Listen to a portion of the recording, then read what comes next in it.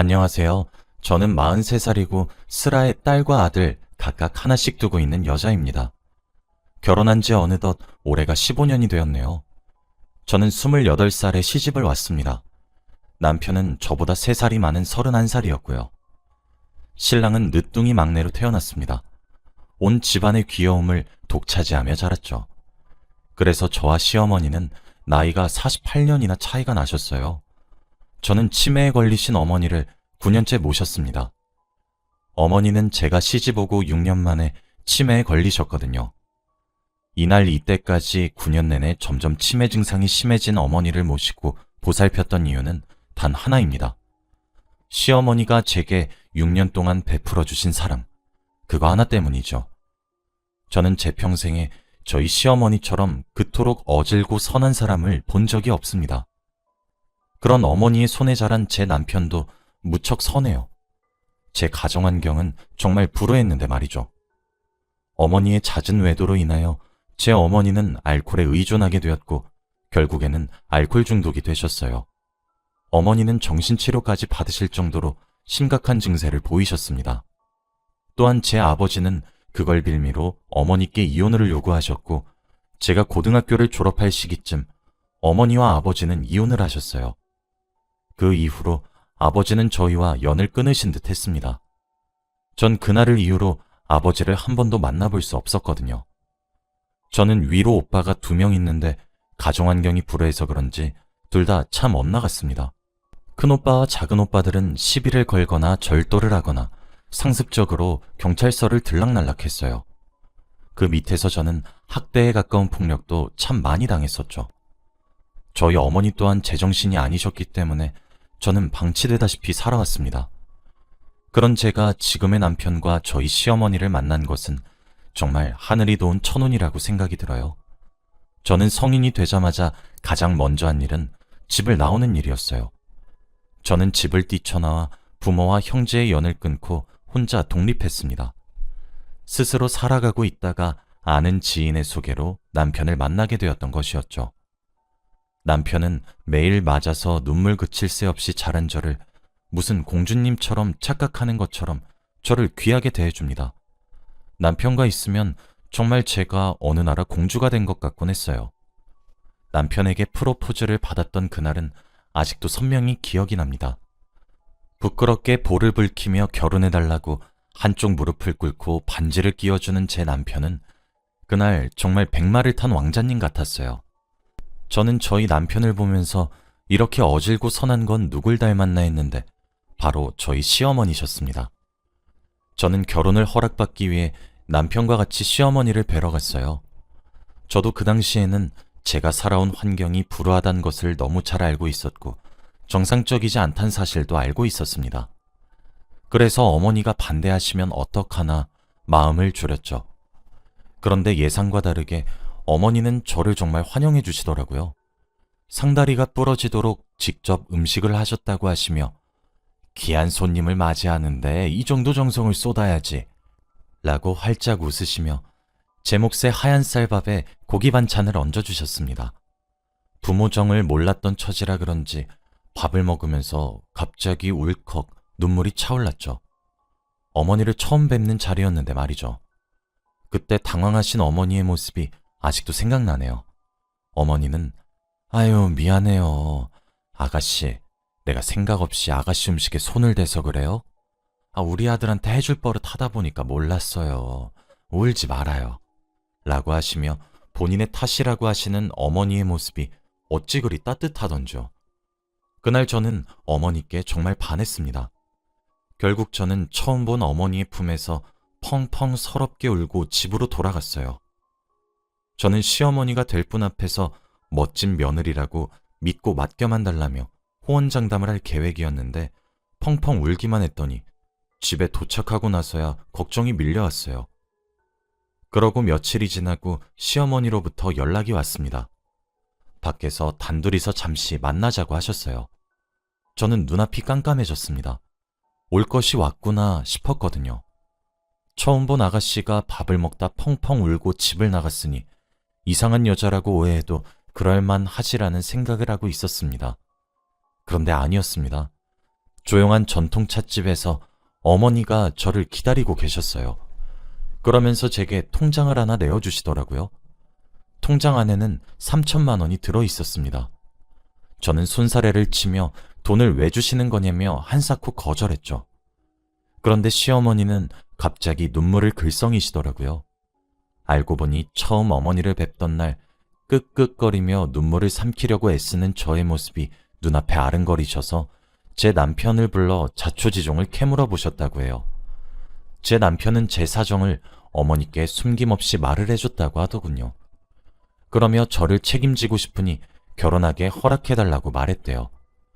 그런 남편마저 저에게 감동적이었는데 어머니는 제가 한사코 거절하는 통장을 굳이 바득바득 제 손에 쥐어주며 말씀하셨어요.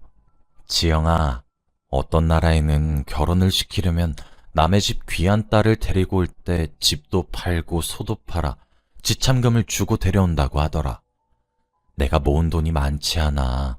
고작 3천만 원에 너를 데려오는 것만 같아 너에게 미안하구나. 턱없이 부족하고 모자란 돈이지만 이 돈으로 네가 사고 싶은 것들 다 사고 하고 싶은 혼수도 해서 시집와 줄 수 있을까? 라며 제 손을 꼭 잡으셨죠. 부모의 정을 모르고 자랐던 저는 그런 어머님께 다시 한번 반했습니다.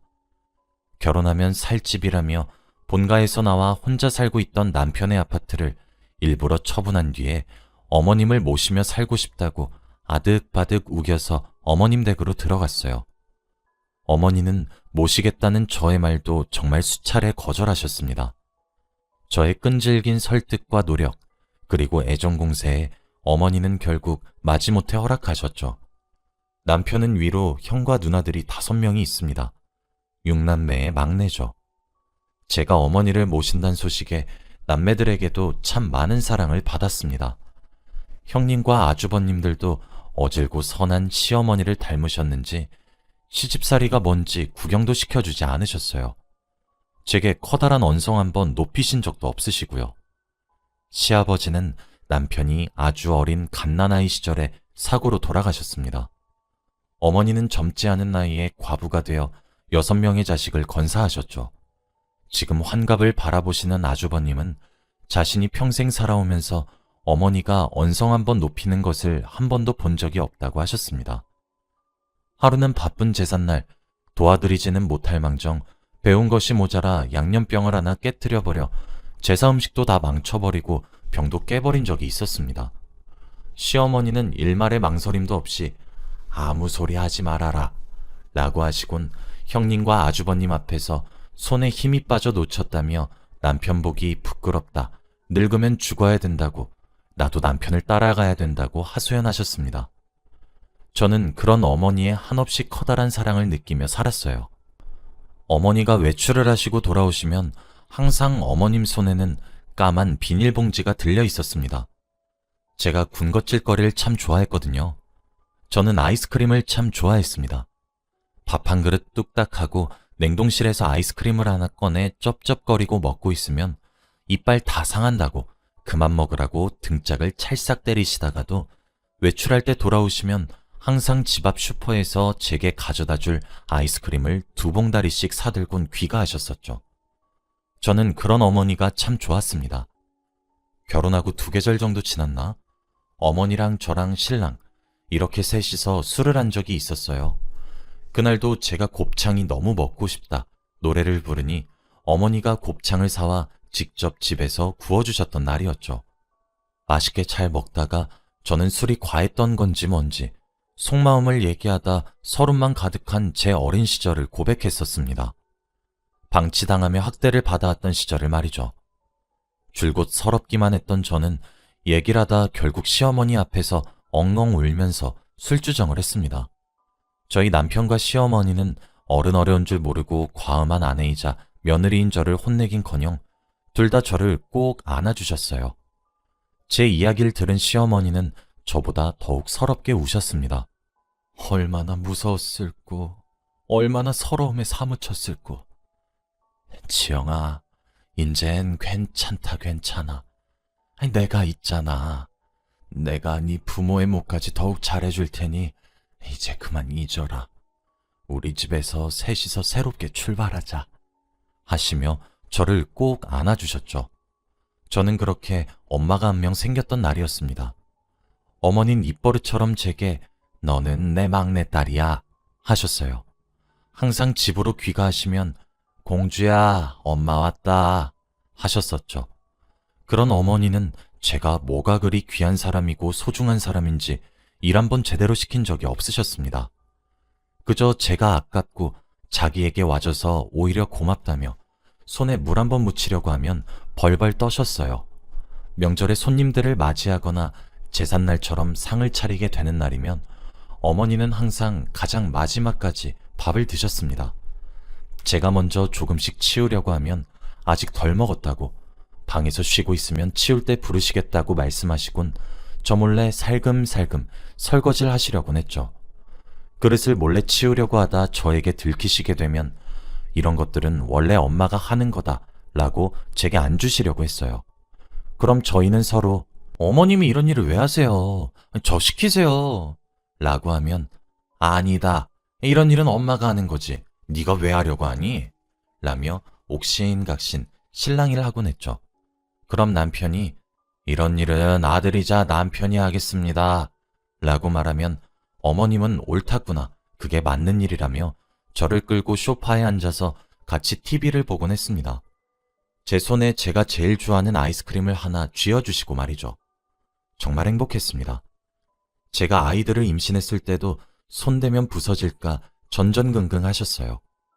둘째를 임신했을 적에 남편이 회사에서 출장을 간 적이 있었습니다. 그런데 그날 갑자기 몸살이 도졌던 건지 뭔지 잘밤에 열이 미친 듯이 오르더라고요. 자다가 갑자기 아팠던 것이라 어머니께 아무런 말도 못하고 그 새벽에 끙끙거렸습니다. 어머니는 나이가 있으셔서 귀가 어두우신 편인데도 제 작은 끙끙거리는 소리를 들으셨던 것인지 새벽에 놀라 달려오셔서 밤이 새도록 간호를 해주셨어요. 미지근한 물수건으로 제 열을 계속 식혀주면서 말이죠. 아이를 낳고 나서 친정이 없어 집에서 산후조리를 했습니다.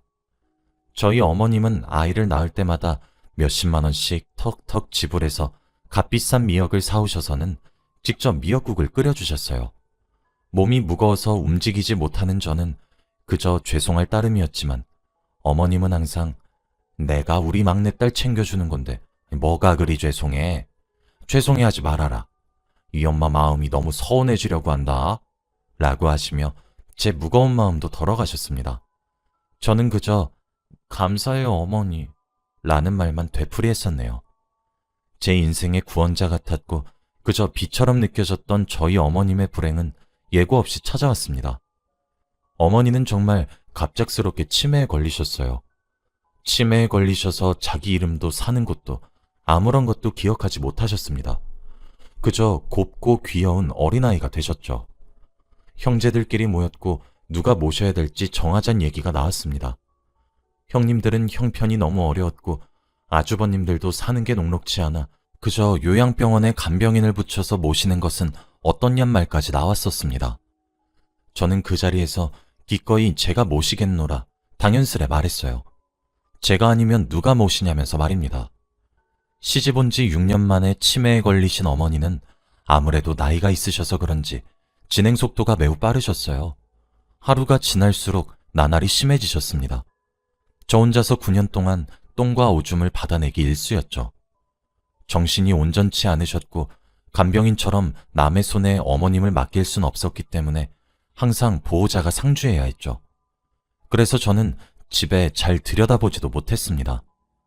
자식들 얼굴도 잘 보지 못했고 제대로 씻을 수도 없었어요. 매일같이 보호자 침대에 몸을 구겨서 누워 잠들었죠. 남편 품에서 잠을 잘 수 있는 날은 정말 손에 꼽았습니다. 형님들 중 한 분이 저를 위해 병원에 계시지 않으면 불가능했죠.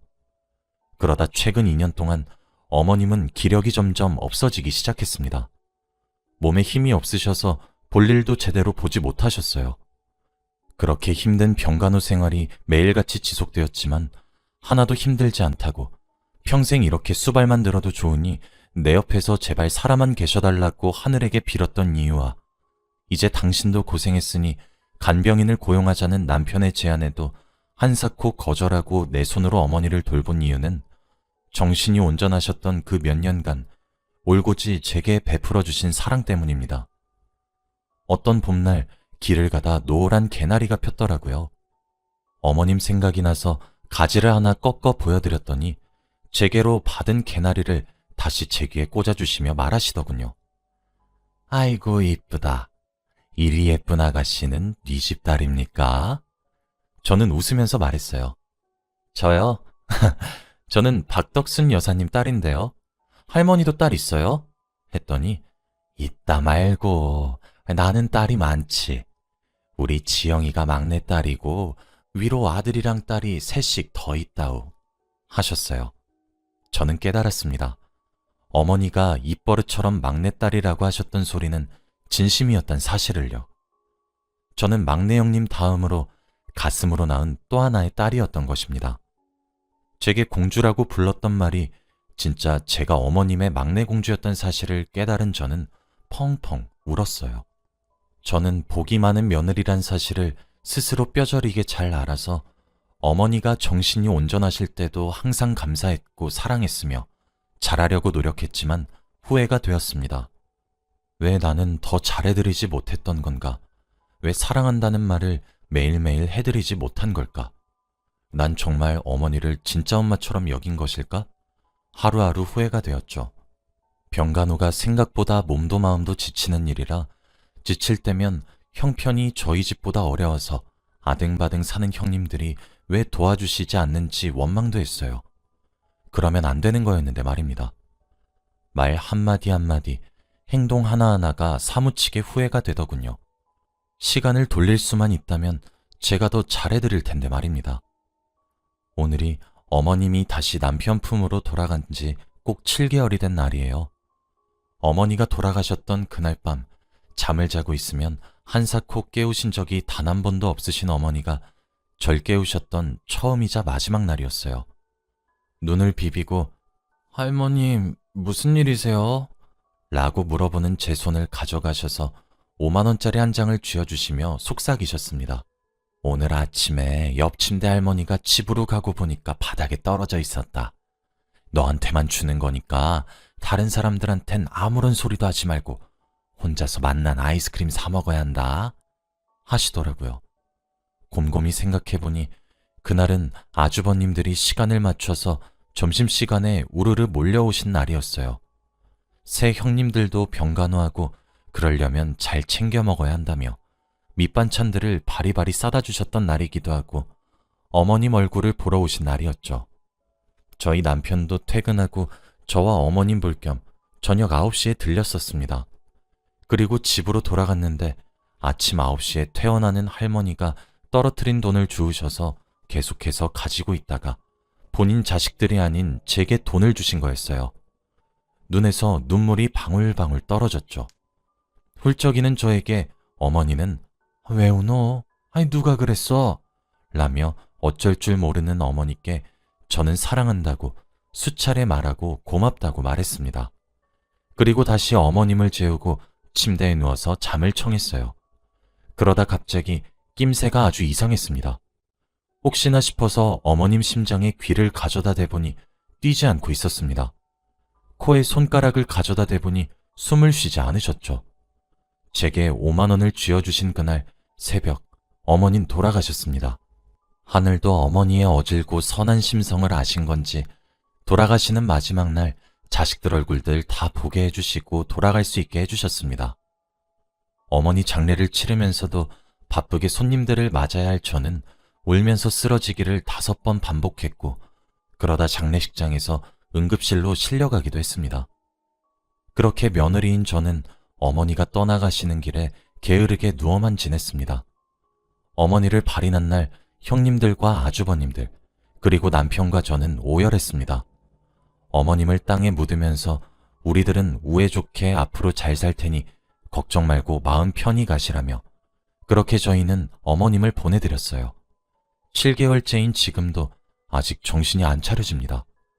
아직 중학생인 딸과 아들은 제게 엄마 힘내요 라며 매일 안아줘요. 며칠 전에도 형님이 오셔서는 산 사람은 살아야 되지 않겠어? 이리 축 처져 슬퍼하는 모습을 보면 엄마가 얼마나 속이 상하시겠어. 라고 하시며 저를 혼내셨죠. 그 말을 들으니 정신이 번쩍 차려지더군요. 아직은 어렵지만 어머니를 보내드리려 노력하고 있습니다. 어머니가 주신 5만 원짜리를 고이 접어 베개 밑에 넣어두고 오늘은 꿈에 나와달라 빌며 잠에 들어요. 꿈에 나오면 사랑하고 고맙단 말을 외치려고 준비도 합니다. 제가 가장 버티기 힘든 것은 여전히 집 여기저기에는 어머니 흔적이 가득한 현실이에요. 특히 져주려고 항상 아이스크림을 봉다리째로 담아오셨던 까만 비닐봉지를 보고 있으면 눈물이 절로 나서 누가 가슴을 쥐어뜯은 것처럼 아프고 미어집니다. 다음 생엔 제가 처음부터 어머님의 딸이 되고 싶은데 저만의 커다란 욕심이겠죠? 제 이야기를 들으신 여러분들 모두가 저희 어머니의 명복을 빌어주세요. 다음 생엔 아무 고생 없이 평생을 행복하게 사시길 빌어주시면 감사하겠습니다. 저는 오늘도 꿈에서 만날 어머니께 사랑한다고 말할 준비를 마치며 잠에 들게요. 들어주셔서 감사합니다.